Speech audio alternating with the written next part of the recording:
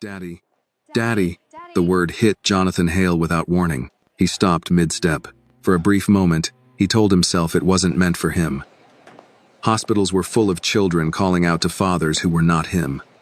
He had never been anyone's father. He had never planned to be. Jonathan turned anyway. A small black girl stood a few feet away, looking straight at him. She was about 6 years old, her coat a little too big, her hair neatly braided. What unsettled him was not the word she had used, but the way she looked at him. As if she already knew the answer to a question he had never allowed himself to ask. He forced a light smile, polite and distant. "You've got the wrong person," he said calmly. "I'm not your dad." He stepped to the side, intent on continuing down the hall. The girl moved with him. She lifted her arms slightly, standing in front of him again, blocking his way with quiet determination. "My name is Annie," she said. "And you are?" Jonathan let out a small, controlled breath. "I think you should go find your mother," he replied.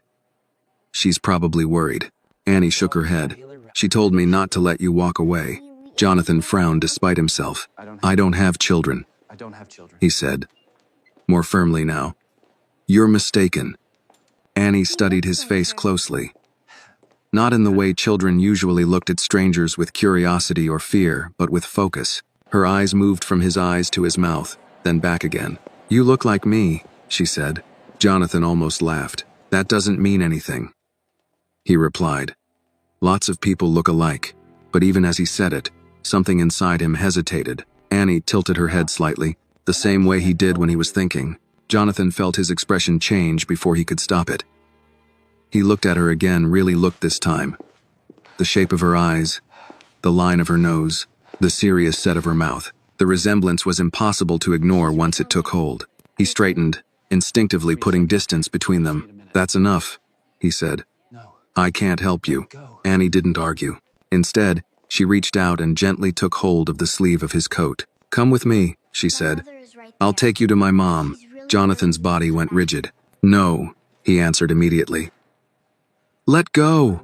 Annie loosened her grip but didn't step back. "She's right there," Annie said, pointing down the corridor. "She's fixing papers.